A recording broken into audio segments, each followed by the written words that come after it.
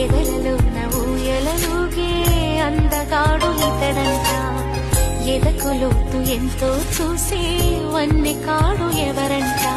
అయినా నేను మారాలే, అందంగా బదులిస్తాలే, సుఖమయ్యద విరబోస్తున్నా, పులకింతే తెలిసిందా ఒక్క చూపు